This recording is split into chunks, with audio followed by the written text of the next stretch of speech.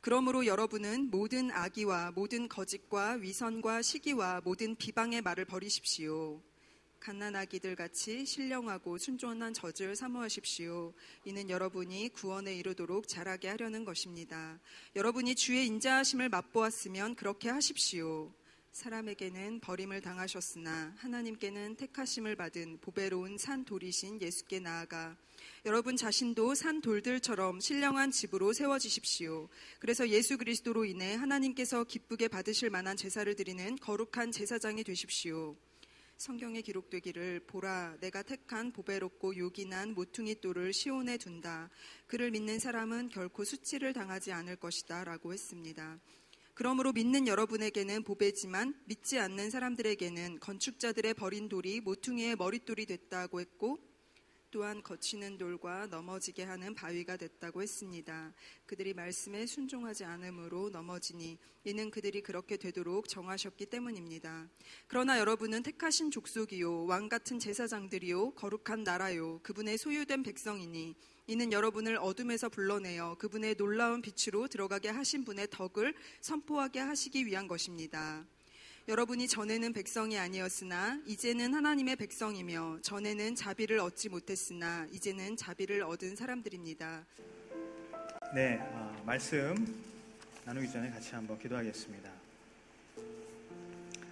하나님 은혜를 감사합니다. 오늘도 주님 우리에게 말씀하여 주시고 우리가 주의 말씀 앞에 설 때에 주의 음성에 귀 기울이며 그것을 또 반응하고 결단할 수 있는 귀한 은총이 우리 모두에게 있게 하여 주시옵소서. 이 시간 주님의 음성을 듣는 자마다 우리 모든 삶에 살아계신 그 하나님을 다시 한번 경험하고 기대하는 소망이 넘치게 임하게 하여 주시옵소서. 감사드리며 예수님의 이름으로 기도합니다. 아멘. 결혼 생활을 하다 보면 가끔 내가 생각하지 못한 나를 발견하곤 합니다. 그것은 어떤 때냐면 저와 함께하는 사람, 저와 함께 이불을 덮고 자는 사람 때문에 그렇습니다. 아내가 저에게 제가 모르던 나에 대해서 이야기를 해줄 때가 있어요. 내가 깨닫지 못했던 나를 아내를 통해서 발견할 때가 있다는 것입니다. 그것은 어떠한 이야기냐면 저는 평생토록 제가 이성적인 사람인 줄 알고 살았습니다. 이성적인 사람같이 보이세요? 근데 아내는 제가 감성적인 사람이라고 이야기를 하는 거예요. 당신의 감성성을 숨기지 말라, 그렇게 이야기를 하는 것입니다. 제가 이성적으로 생각했기 때문에 저는 저의 행동과 제가 하는 모든 습관이 다 이성적인 그러한 것에 기초가 되어 있는 그러한 생활 패턴을 가지고 살아왔던 것이죠. 제가 그렇게 이성적이라고 나를 생각하기 때문에 제 안에 감성이 그것을 억누르고 제가 일부러 그렇게 억누르고 부지불식간에 그렇게 살아왔다는 거예요. 그 아내가 보는 나는 바로 그러한 사람이었다는 것이죠. 저는 평생토록 남자다운 게 나답다, 나다운 것이다 라고 그렇게 생각하면서 살았어요. 할렐루야. 동의하지 않으시나요? 저와 어울리는 모습은 남자다운 모습이다. 할렐루야. 그렇게 제가 느끼고 그렇게 생각하고 또 그러한 모습으로 살아왔다는 거예요. 초식남, 짐승남 이런 얘기 있죠. 제가 초식남 같으세요? 짐승남 같으세요? 할렐루야. 네. 은혜가 있을지어다. 저는 짐승남 같다고 생각을 한 거예요. 그래서 짐승남처럼 살아왔다고 그렇게 생각을 하는 거예요. 그런데 제 아내 눈에는 저에게 초식남 같은 그러한 모습이 있다는 거예요. 제가 뜻밖의 정체성의 혼란을 결혼 생활을 하면서 겪고 있다는 것입니다. 어떻습니까? 여러분은 저를 짐승남같이 봐주셨어요. 저도 그렇게 생각을 했습니다. 하지만 제 안에 감추어진 초식남 같은 그러한 모습이 또 있다는 거예요. 얼마나 매력적입니까? 할렐루야. 네, 동의하지 않으시네요. 여러분, 자신과 어울리는 모습으로 살아가는 것, 자신과 어울리는 모습을 가지고 산다는 것, 그것은 굉장히 자연스러운 일입니다. 초록은 동색이라는 말이 있어요. 그렇죠? 어울리는 색, 어울리는 것 같은 그러한 색이 같이 있을 때 더 좋은 모습, 자연스러운 모습이라는 것이죠. 베드로전서 말씀을 계속해서 우리가 보는데, 이 말씀을 통해서 우리에게 거룩한 성도의 삶을 이야기하고 있어요. 이 거룩한 성도의 삶과 어울리는 것은 과연 어떠한 모습이냐는 거예요. 지난주 우리가 주님의 은혜를 끝까지 바라보십시오. 또 모든 행실에 있어서 거룩한 사람이 되십시오. 그리고 서로 깊이 사랑하십시오. 자, 이 거룩한 성도, 이 거룩한 나그네의 모습에 대해서 우리가 나누었습니다. 오늘 말씀은 바로 그러한 모습을 가지고 우리가 계속해서 우리의 삶을 살아가는 데 있어서 이 거룩한 나그네로 살아가기 위해서는 우리가 어떻게 해야 하는가, 이렇게 우리 이 거룩한 성도, 그리스도인에게 어울리는 모습으로 살아가기 위해서 우리는 과연 어떻게 해야 하는가, 그것에 대해서 이야기하고 있다는 것입니다. 같이 말씀을 나누겠습니다. 먼저 2절, 3절 같이 한번 읽어보도록 하겠습니다. 시작.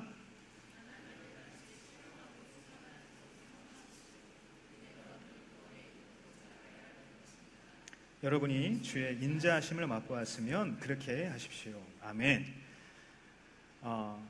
우리가 계속해서 이 거룩한 나그네로 살아가기 위해서 우리는 어떻게 해야 하는가? 다 같이 한번 따라합시다. 날마다 자라가고 있습니까? 자, 여러분에게 질문합니다. 날마다 나는 자라가고 있는가? 오늘 1절 말씀에 보면, 그러므로 여러분은 모든 악의와 모든 거짓과 위선과 시기와 모든 비방의 말을 버리십시오. 이렇게 이야기하고 있습니다. 말씀에 언급된 것들을 한번 보십시오. 악의, 거짓, 위선, 시기, 비방의 말, 이런 것들은 거듭난 거룩한 나그네, 이 성도와는 어울리지 않는 모습이라고 말할 수 있는 것이죠. 여러분, 만약 우리가 지금 말한 것들과 어울리는 사람, 이런 것들이 나와 나의 삶의 태도와 나의 삶과 어울린다 라고 그렇게 여기는 사람이 있다면, 나는 지금 거듭났는가? 라는 이 질문 앞에 다시 멈추어 서야 하는 것입니다. 제가 말씀을 준비하면서 저에게 한번 질문해 봤어요. 악의와 위선과 거짓과 시기와 모든 비방의 말, 자, 이러한 것이 나하고 어울리지 않는 정말 거룩한 나그네와 같은 삶을 나는 살아가고 있는가? 이렇게 나에게 질문했을 때 나는 어떻게 대답할 수밖에 없었는가? 저는 아직 악의를 가지고 살아갈 때가 있어요. 저는 아직 선한 척 미선하는 모습을 보일 때가 많아요. 거짓말을 할 때도 있고요. 남이 잘 되는 것을 보면 시기의 마음이 막 생길 때가 있어요. 그래서 입에 담지 못하는 그러한 말을 속으로 합니다. 겉으로는 하진 않아요. 속으로 비방의 말을 막 쏟아내고는 할 때가 있다는 거예요. 아, 큰일 났다. 망했다. 나는 어떡하지? 난 이런 사람인데 내가 어떻게 여러분 앞에 서서 주의 종으로서 내가 어떠한 이야기를, 어떠한 말씀을 전할 수 있겠는가? 여기서부터 설교 준비가 막히더라고요. 여러분 어떻습니까? 그런데 참 감사하게도 한 가지 참 숨통을 트이게 해주는 그런 말씀이 바로 2절에 나오는 것입니다. 우리 2절 말씀을 다시 한번 읽도록 하겠습니다. 시작. 갓난아이들과 같이 신령하고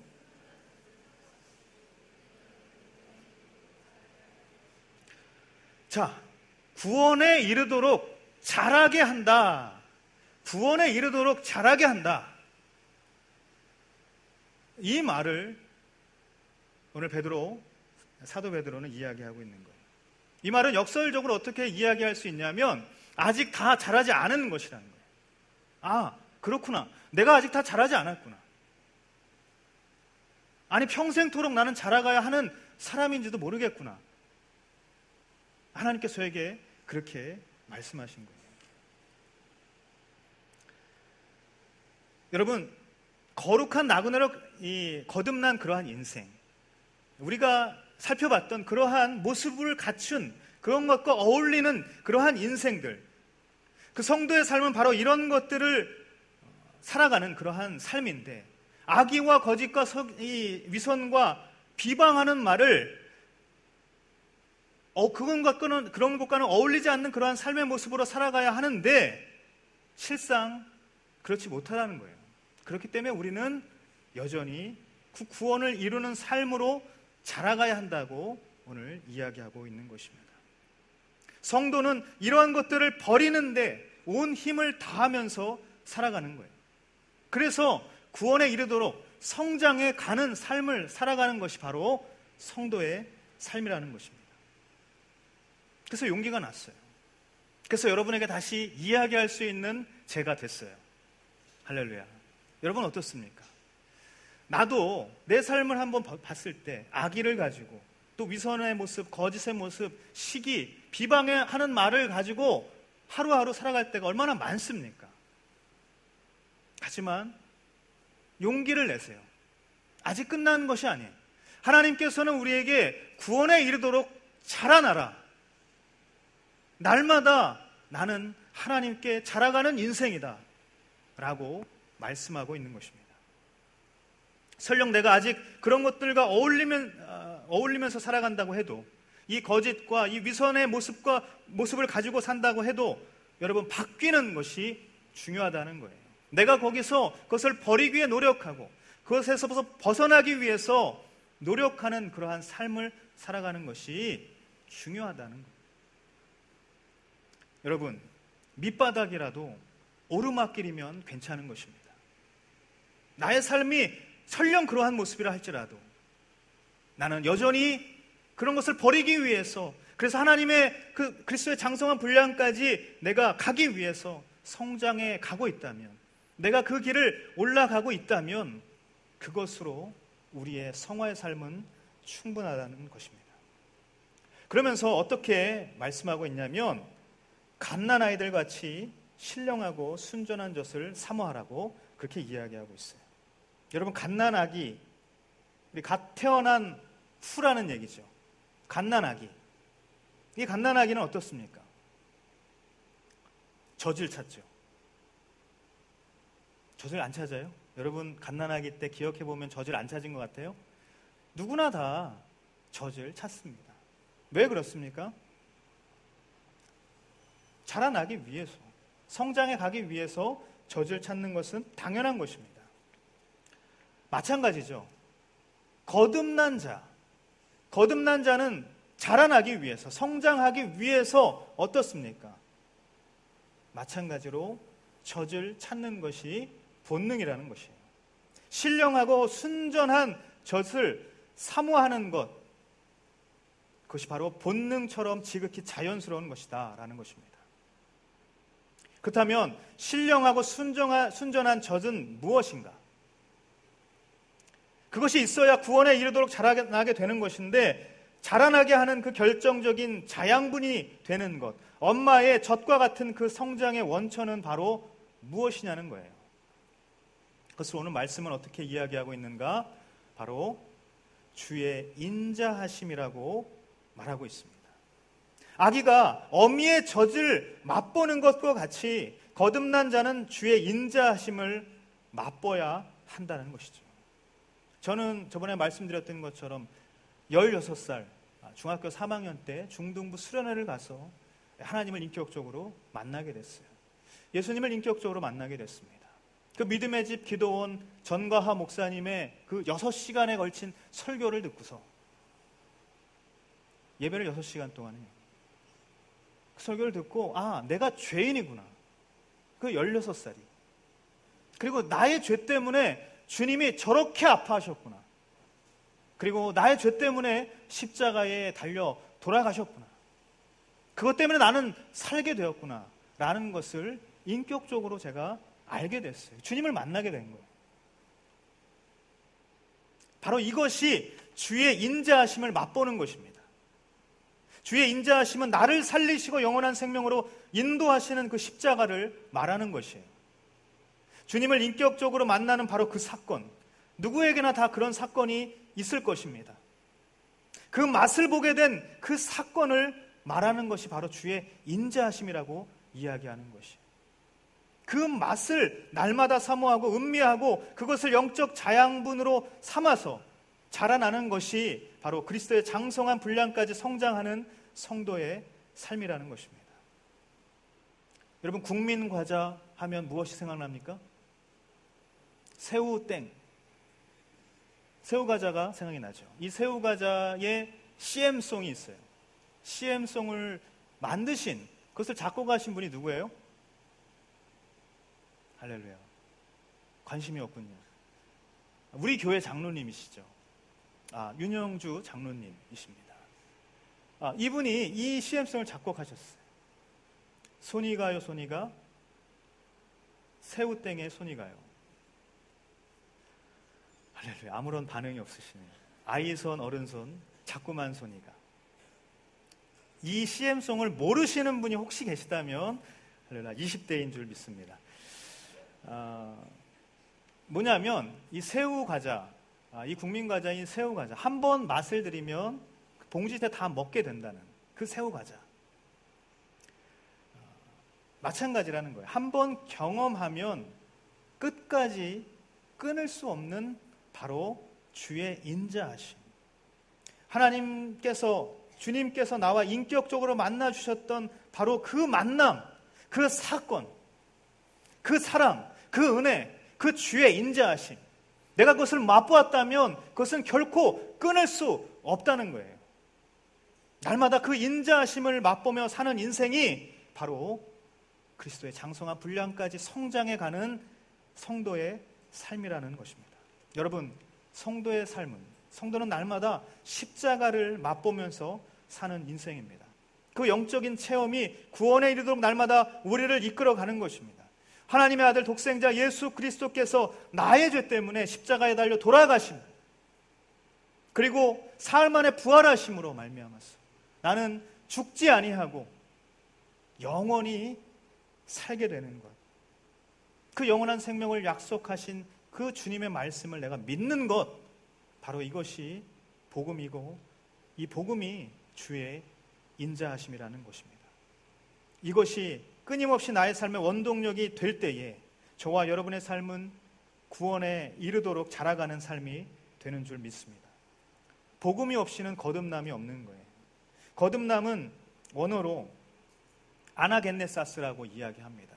아나와 겐네스라는 동사가 합쳐진 것이죠. 다시 태어나다, 다시 낳다라는 그러한 뜻이 있어요. 자, 무슨 얘기를 하냐면 이 아나라는 것은 뭐냐면 한 복판이란 뜻이에요. 중심이라는 뜻이에요. 그 중심이 태어나는 거예요. 나의 삶의 중심에 내가 십자가 예수 그리스도를 만났던 그 사건을 다시 한번 세우는 거예요. 말씀을 다시 한번 세우고 예수 그리스도를 다시 한번 세우고 십자가를 굳건히 내 이 가슴 한복판에, 내 이 마음 한복판에 세우는 것, 그것이 바로 뭐냐? 거듭남이라. 아나겐네사스. 예수를 똑바로 세우는 것, 예수 그리스도의 십자가를 똑바로 내 가슴 한복판에, 내 마음 한복판에 세우는 것이 거듭남인 줄 믿습니다. 요즘 우리가 이사야서를 보고 있는데 이사야서 말씀에 바다 광야라는, 그때 목요일 큐티 본문에 바다 광야, 이 바벨론을 뜻하는 바다 광야라는 표현이 나와요. 제가 순장님들과 같이 나눴을 때 이 바다 광야의 의미에 대해서 깊이 나누었는데, 여러분, 바다와 광야는 결코 함께 있을 수 없는 굉장히 이질적인 단어예요. 그렇죠? 바다에 어떻게 광야가 있고 광야에 어떻게 바다가 있습니까? 하지만 여러분, 생각해 보십시오. 나의 모습이 그렇다는 거예요. 나의 모습이 겉으로는 바다와 같은 모습이라 할지라도 안은 황폐하고 정말 무너져 내리고 아무것도 없는 메마른 그러한 광야와 같은 삶이 어쩌면 나의 모습을 대변하는 이 바다 광야의 말씀이라는 것입니다. 겉과 속이 다른 인생으로 우리가 살아갈 때가 많다는 것입니다. 외모 지상주의 때문에 겉모습을 치장하기 위해서 또 나는 어떠한 모습으로 다른 사람 앞에 보여야 하는가에 치중해서 나의 삶을 계속해서 그렇게 메마르게 하는 삶이, 그러한 인생들이 바로 요즘 세대라는 것입니다. 여러분, 예수 그리스도의 십자가를 내 가슴 한복판에 세운다는 것, 그 주의 인자하심을 맛본다는 것, 그것이 얼마나 우리의 삶에 중요한 것이고 나의 영적인 원동력이 된다는 것을 깨닫게 되시길 간절히 바라요. 내가 아직 내 마음 한복판에 예수 그리스도를 세우지 못했다면, 내 마음, 내 내면에 아직 주의 말씀으로, 복음의 진리로, 예수 그리스도의 사랑으로 가득 채우지 못했다면 내면이 채워지기까지 나의 외면을 톤다운 해야 되는 것입니다. 여러분, 그렇게 가슴 한복판에 예수 그리스도를 세우며 살아갈 수 있게 되기를 예수님의 이름으로 축복합니다. 우리가 복음으로 거듭나게 되었다면 거듭난 자에게는 구원에 이르도록 자라가야 하는 그 성화의 과정이 있다는 것입니다. 그 성화의 과정을 오늘 주의 인자하심으로 채워가는 저와 여러분이 되기를 바랍니다. 날마다 십자가를 세우는 거예요. 날마다 복음을 채우는 거예요. 그것이 우리가 성도의 삶으로 살아가게 할 수 있는 그러한 자양분이 된다는 것을 믿으시기를 바랍니다. 두 번째, 거룩한 나그네의 모습으로 계속해서 살아가기 위해서 성도에게 필요한 것은 무엇인가? 4절, 5절 말씀을 같이 한번 읽도록 하겠습니다. 시작.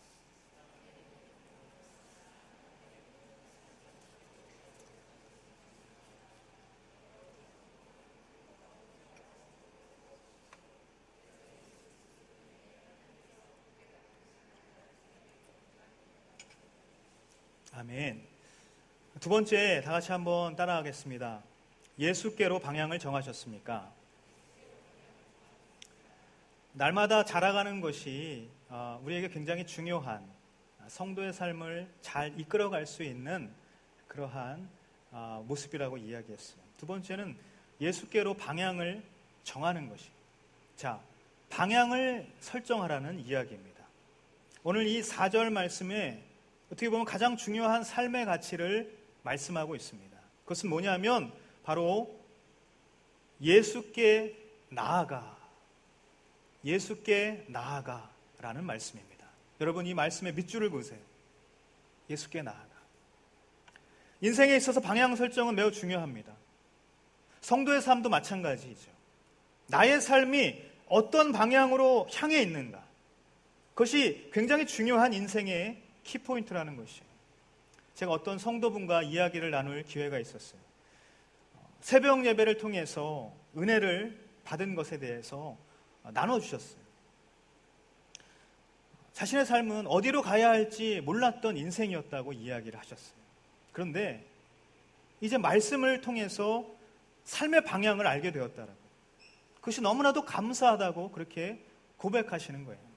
그래서 새벽 기도에 가지 않고는, 말씀을 묵상하지 않고 말씀을 듣지 않으면 나는 방향을 잡을 수가 없는 사람이 되었다라, 그렇게 고백하시는 거예요. 여러분, 예수께 인생의 방향을 정하기를 간절히 바랍니다. 그분이 길이고 그분이 진리이고 그분이 생명이라는 사실을 우리에게 말씀해 주셨어요. 우리가 흔히 속도보다 방향이라는 말을 많이 하죠. 정말 그렇습니다. 성경은 방향에 대한 말씀을 참 많이 합니다. 하지만 속도에 대해서는 그렇게 많이 말씀하고 있지 않아요. 속도가 빨라야 한다고 그렇게 가르쳐주지 않고 있다는 것입니다. 오히려 먼저가 나중되고 나중에 먼저 되기도 한다라고 그렇게 가르쳐주고 있다는 것이에요. 속도보다 방향이 중요하다는 사실입니다. 제가 며칠 전에 교역자들과 함께 리트릿을 갔어요. 리트릿을 가서 뭘 했냐면 스크린 게임을 했어요. 할렐루야. 스크린 게임 해보셨어요? 안 해보셨구나. 야구도 할 수 있고요, 축구도 할 수 있고요, 양궁도, 사격도, 뭐 핸드볼도 다 할 수 있어요. 굉장히 많은 스포츠를 스크린을 통해서 실내에서 할 수 있는 곳이 바로 이 스크린 뭐랄까요, 게임장이라고 해야 될까요? 그런데요. 저도 이제 많은 사람이 같이 간 건 이렇게 처음인데, 제가 거기에서 이제 축구를 막 하는데, 축구하고 야구를 막 하는데 관역이 나오는 거예요. 어떠한 곳에 맞춰야만 점수가 오르는 거예요.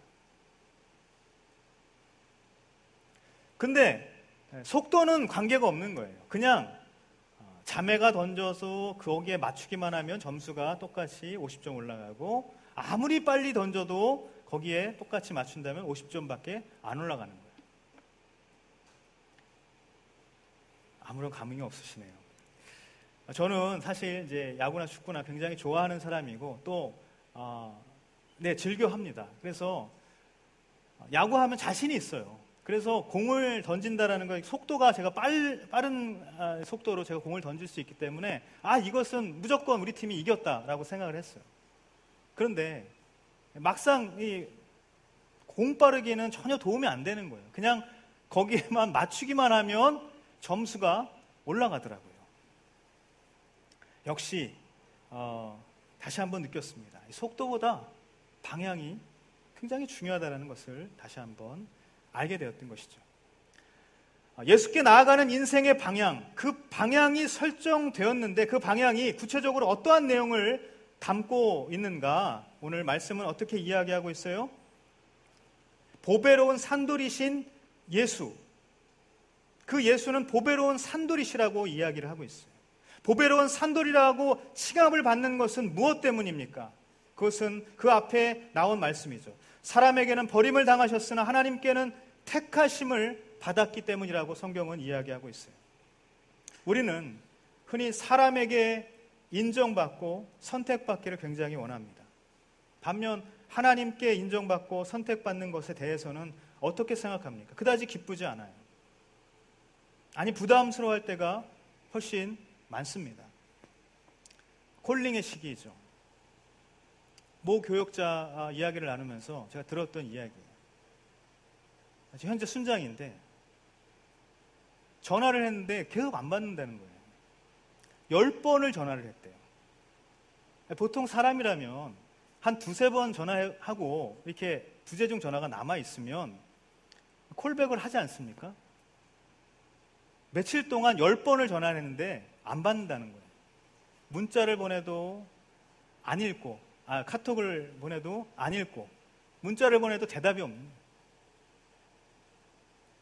좀 이렇게 내려놓게 하기 위해서 전화를 했는데 도대체 전화를 안 받아서 내려놓게도 못한다 라고 그렇게 이야기를 하셨어요. 아무런 감흥이 없으시네요. 콜링의 시기에 여러분, 하나님의 택함을 받는다는 것은 굉장히 중요한 일입니다. 그리고 기쁜 일이고 감사한 일이라는 것입니다. 오늘 말씀처럼 사람에게 버림을 당하였으나 하나님께는 택하심을 받은 보배로운 산돌이신 예수께 나아가, 우리의 방향이 예수께 정해졌다면 그 보배로운 산돌이신 예수 그리스도, 그분이 어떻게 보배롭다고 여김을 받느냐면 하나님께 택함을 받았기 때문에, 사람이 아니라 하나님께 택함을 받았기 때문에 그렇게 보배로운 산돌이라 칭함을 받으셨다는 것입니다. 여러분, 하나님께 택함을 받는 인생이 보배로운 산돌과 같은 인생이 되는 줄 믿습니다. 산돌이라는 표현은 무슨 말입니까? 살아있는 돌이라는 것이에요. 이 돌은 원어로 리도스라고 이야기를 하는데, 리도스는 어떠한 의미가 있냐면 무덤의 돌이라는 뜻이에요. 여러분, 예수님이 묻히신 곳이, 무덤이 어떻게 막혀져 있었어요? 큰 돌로 막혀져 있었죠. 바로 그것이 리도스입니다. 흔히 우리가 이야기하는 돌을 리도스라고 이야기할 때는 바로 그것을 이야기한다는 거예요. 다시 말해서 무덤을 가리는 것, 즉 죽음의 돌이라고 말할 수 있다는 것입니다. 그런데 그 죽음의 돌, 무덤의 돌이 어떻게 되었습니까? 그 돌이 옮겨졌어요. 그 돌을 누가 옮기셨습니까? 하나님께서 옮기셨어요. 주님께서 그 돌을 옮기시고 부활하신 거예요. 바로 여기서 산돌이라는 이야기가 나오게 된다는 거예요. 그러므로 산돌은 어떠한 의미가 있습니까? 바로 부활을 의미하는 거예요. 생명을 의미하는 거예요. 무덤의 돌, 죽음의 돌이 아니라 살아있는 돌, 다시 부활하는 그 돌을 이야기하는 것입니다. 주님께서 그 무덤의 돌을 옮기시고 부활하심으로 우리에게 영원한 생명의 길을 열어주신 것입니다. 그러므로 산돌은 부활이고 그 부활, 보배로운 부활의 삶이 바로 예수께 나아가는, 예수께 방향을 정하는 삶에게 주어진다는 사실이에요. 보배는 세상을 향해서 방향을 정하는 인생에게 주어지지 않습니다. 이 보배로운 산돌, 바로 부활의 그 기쁜 소식, 부활의 그 놀라운 선물은 하나님께 우리의 인생의 방향을 정할 때 주어지는 선물이라는 사실입니다. 그리고 말씀은 우리 자신도 그 산 돌들처럼 신령한 집으로 세워지라고 말하고 있어요. 부활 소망이신 예수 그리스도를 향해서 우리의 인생의 방향을 정한 성도들이 모여 있는 곳이 바로 교회이고 그것이 바로 공동체라는 것입니다. 그러므로 저는 우리 W 공동체가 우리 예수께 나아가는, 예수께 방향을 정하는 그러한 교회, 그러한 공동체가 되기를 소망합니다. 우리 각 사람이 예수께 인생의 방향을 정하는 그러한 사람이 되기를 간절히 바랍니다. 여러분, 오직 예수님만을 높이는 인생, 그래서 예수님께서 기뻐하시는 예배를 저와 여러분 각자의 삶에서 또 우리가 모여있는 이 W 공동체 안에서 드리면서 나아가는 그러한 인생이 되기를 간절히 바랍니다. 갈라디아서 1장 10절의 말씀, 이제 내가 사람들에게 좋게 하려, 하나님께 좋게 하려, 사람들에게 기쁨을 구하려 내가 지금까지 사람들의 기쁨을 구하였다면 그리스도의 종이 아니니라, 그렇게 말씀하여 주셨습니다. 여러분, 전심으로 우리가 예수를 사랑하고 예수님만을 높이고 예수께 우리의 모든 인생의 방향을 정하는 삶, 바로 그것이 저와 여러분의 비전이 되어야 한다는 것입니다. 우리 공동체의 비전이 되어야 한다는 것입니다.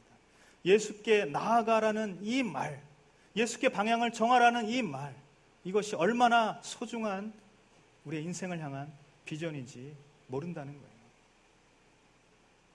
우리 각 사람의 인생의 방향이 날마다 예수께 향하고 우리 공동체의 방향이 정말 예수님께만 향할 수 있게 되기를 간절히 바랍니다.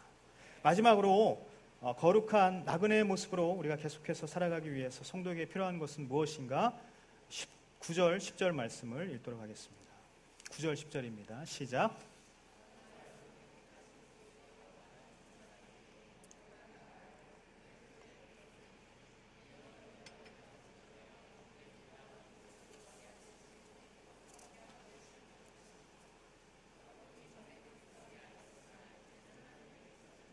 전에는 자비를 얻지 못했으나 이제는 자비를 얻은 사람들입니다. 아멘. 지금까지 우리가 구원에 이르도록 자라나게 하는 것, 그리고 방향을 잘 설정하는 것, 그것이 중요하다고 나눴습니다. 자, 그러면 하나님께서 하나님의 사람들을 어떻게 할 것인가? 구원에 이르도록 자라는 그러한 삶, 그리고 예수님께 방향을 정해서 나아가는 삶을 살기로 하는데, 우리가 그렇게 살기로 나아가는데, 그러한 삶의, 그러한 모습의 인생 가운데 하나님께서는 어떠한 삶으로 우리의 삶을 인도하실 것이라는 약속을 주시는가? 바로 오늘 우리가 읽었던 9절, 10절의 말씀처럼 우리에게 세상의 빛이 될 것이라는 약속을 주시는 것이에요. 거룩한 나그네, 거룩한 성도는 어떻습니까? 오늘 6절에 이야기한 것처럼 결코 수치를 당하지 않을 것이라고 하나님께서 약속해 주셨어요. 모퉁이 돌은 가장 중요한 가치를 지니고 가장 중요한 역할을 하는 그러한 돌입니다. 하지만 건축자들의 버린 돌은 무엇입니까? 쓸모없다고 버려지는 돌입니다. 그런데 그 쓸모없게 버려진 건축자들의 버린 돌이 가장 값진 머릿돌이 되는 역사가 예수 그리스도께 방향을 정하는 인생에게 주어지고 약속되어진다는 것입니다. 여러분, 우리가 직장 생활을 하죠. 사회생활을 합니다. 직장에서 사회에서 우리가 중요한 역할을 하는 그러한 모퉁이 돌이 되지 않는 것 같다고 때로는 우리가 실망하고 절망할 수가 있어요. 버린 돌과 같이 여겨져서 수치와 또 자괴감으로써 우리가 하루하루 그렇게 살아가는 인생이 될 수도 있습니다. 하지만 여러분, 우리가 이것을 기억해야 되는 것이 세상이 짓는 집에 쓰이지 않는다고 나라는 돌이 결코 끝나는 인생이 아니라는 것입니다. 하나님께서 세우시는 집, 하나님께서 세우시는 신령한 집, 그 거룩한 공동체에는 여전히 보배로운 산돌로서 쓰임받게 될 것이라는 사실입니다. 저와 여러분에게 분명한 약속이 있어요. 택하신 족속이고 왕같은 제사장들이고 거룩한 나라가 될 것이고 그분의 소유가 된 그러한 백성이 될 것이라는 하나님의 분명한 약속이 있다는 것입니다. 그래서 우리는 어둠에서 벗어나게 되었고 그리고 놀라운 빛이 되시는 예수 그리스도 안으로 들어가는 인생이 된 것입니다. 빛의 인생이 된 것이라는 사실이에요. 요한복음 8장 12절 같이 한번 읽도록 하겠습니다. 시작.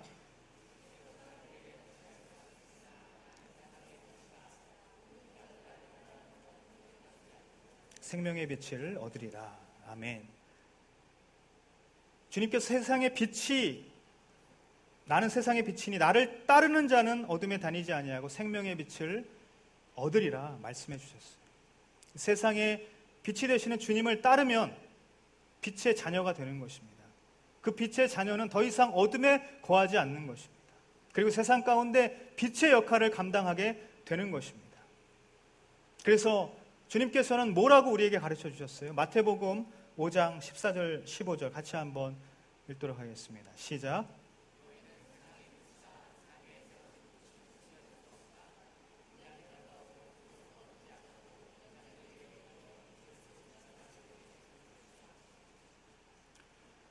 너희도 또한 세상의 빛이라고 주님께서 말씀해 주셨어요. 당신께서 세상의 빛인데 우리가 그 빛 안에 거하는 때 바로 빛의 자녀가 되는 권세를 우리에게 주시는 것입니다. 그러므로 우리는 빛의 자녀가 되는 것이고 하나님의 자녀가 되는 것이죠.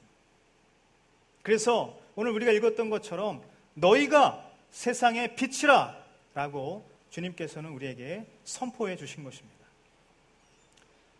여러분, 저와 여러분은 분명 세상의 빛이 될 것입니다. 믿으십니까? 아멘.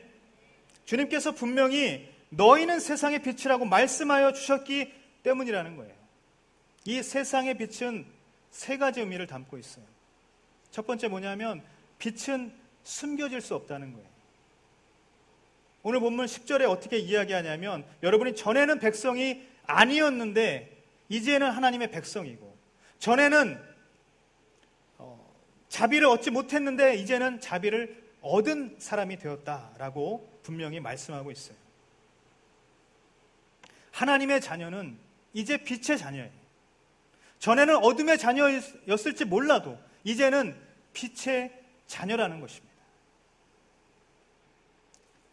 그러므로 우리가 앞으로 계속 우리의 삶을 살아갈 때에 우리가 이중적인 잣대로 살아갈 수 없다는 거예요. 어떤 날은 빛의 자녀가 됐다가 어떤 날은 어둠의 자녀가 됐다가 그렇게 살 수 없다라는 것입니다. 빛은 숨겨질 수 없기 때문이에요. 보배로운 산돌처럼 우리가 곳곳에 신령한 집, 믿음의 공동체를 세우게 될 것입니다. 삶과 신앙이 동떨어진 삶이 아니라 오직 예수 그리스도를 닮은 자로서 하나 된 그러한 삶으로 살아가게 되는 것이죠. 두 번째, 세상의 빛이라는 것은 어떠한 의미를 담고 있냐면 빛은 위에 있지만 낮은 곳을 지향한다는 것입니다. 오늘 우리가 읽었던 마태복음 말씀에 보면 등경 위에 둔다고 했어요. 등잔대 위에 둔다고 했어요. 여러분, 위에서 비추어야만 속속들이 넓게 구석구석 낮은 곳까지 비출 수 있다는 것입니다. 그러므로 빛은 위에 있어야 되는 것이에요. 위에 있지만 빛은 구석구석 낮은 곳을 지향하는 것입니다. 하나님께서 우리를 그러한 빛의 역할로 불러주셨다는 것입니다. 그래서 우리를 높은 곳에 세우실 것입니다. 세상의 빛으로 우리를 비춰주실 것이라는 얘기입니다. 다윗의 삶은 어땠습니까? 다윗의 삶은 가장 밑바닥 같은 인생이었어요. 그는 빈들에서 목동의 삶으로 그렇게 살아갔던 인생입니다. 하지만 하나님께서 그의 인생을 어떻게 들어 써주셨습니까? 그의 인생이 세상 가운데 가장 높은 자리로 빛나는 인생이 될 수 있도록 하나님께서 다윗을 들어주셨다는 것이에요. 사울은 그러나 어떻습니까? 그는 자기가 높아지기 위해서 안간힘을 썼어요. 시기하고 질투했어요. 높아지기 위해서 자기가 왕의 자리에 있기 위해서 살인을 서슴지 않길 원했던 것입니다. 그러한 인생을 하나님께서 어떻게 하십니까? 가장 낮은 자리로 그렇게 내몰아 가신다는 거예요. 누가복음 14장 11절. 무릇 자기를 높이는 자는 낮아지고 자기를 낮추는 자는 어떻게 된다? 높아진다고 분명히 말씀해 주신 것입니다. 빛은 위에 있지만 낮은 곳을 지향한다는 거예요. 우리가 빛의 자녀라면 우리가 끝끝내 계속해서 우리의 삶은 낮은 곳을 향해서 지향하며 나아가야 한다는 것입니다. 마지막으로 세상의 빛은 빛이라는 것은 어떠한 의미를 가지고 있는가? 빛은 비추는 역할을 해야 한다는 것이에요. 비추는 역할을. 빛은 비추는 역할을 할 때 가장 빛나게 된다는 사실입니다. 빛이 나는 인생이 될 것인가? 빛을 비추는 인생이 될 것인가? 여러분 어떻습니까? 나는 빛이 나고 싶습니까? 내 인생의 공허함은 어떻게 비롯되는가? 내가 빛이 나야 된다는 그 생각 때문에 비롯되는 것입니다.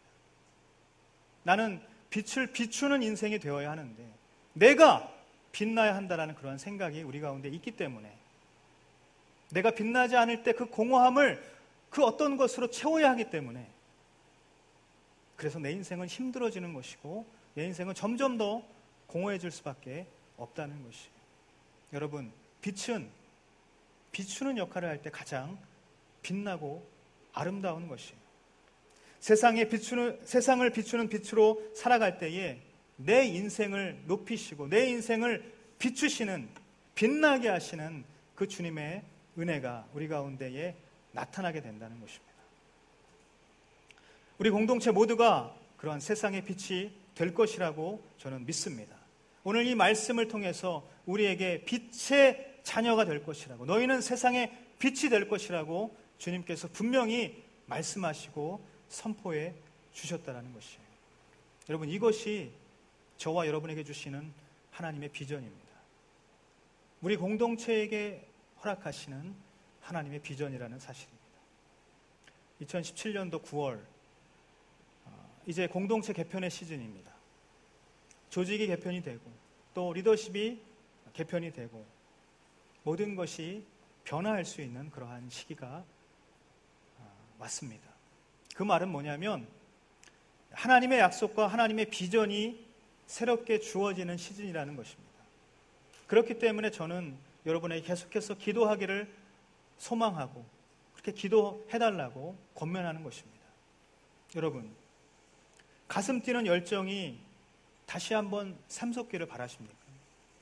저는 그것이 바로 이 W 공동체에게 다시 일어날 영적 부흥이라고 저는 믿습니다. 어떤 사람들은 그렇게 이야기를 해요. 더 이상은 무리라고, 아무리 해도 안 된다고,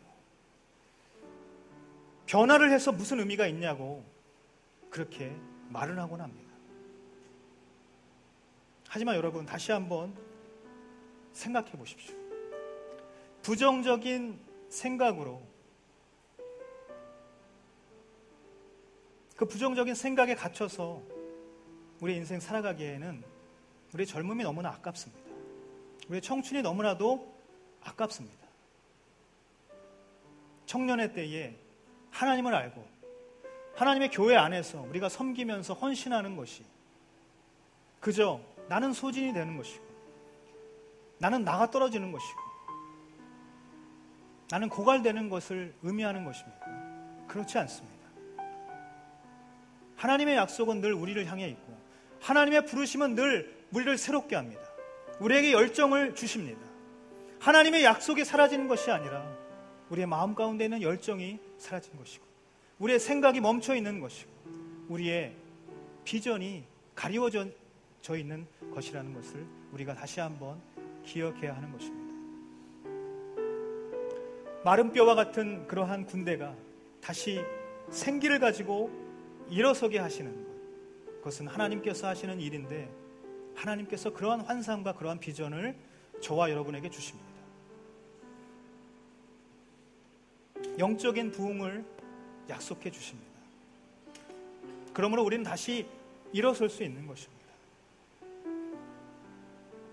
내 인생이 너무나도 힘들다. 나는 영적인 무기력에 빠져 있다. 예배를 드려도 아무런 감흥이 없고 순모임을 해도 나에게는 어떠한 변화가 일어나지 않는다고.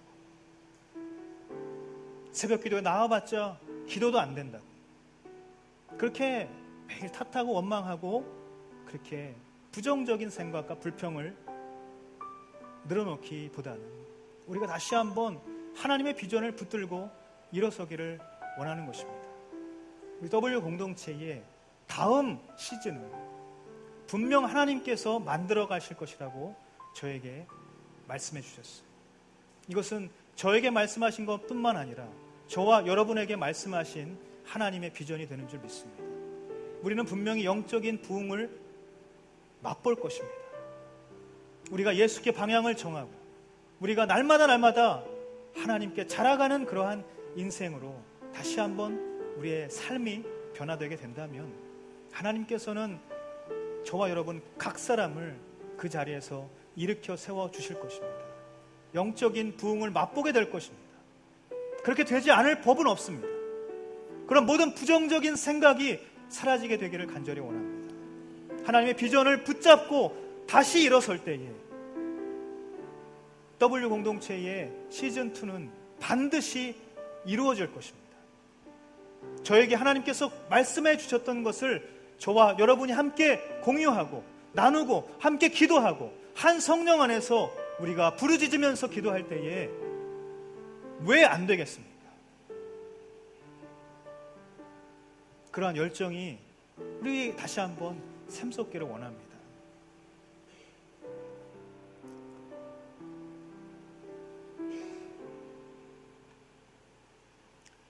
우리 공동체가 다시 영원히 빛나는 사람들로 가득 채워지기를 원하고 다시 영롱한 가슴으로 사랑을 나누는 그러한 사람들로 가득 채워지기를 원합니다. 오늘 그렇게 그러한 고백이 우리 가운데 있다면 우리 다시 한번 자리에서 다시 한번 일어서서 찬양으로 주님 앞에 나아갔으면 좋겠습니다. 함께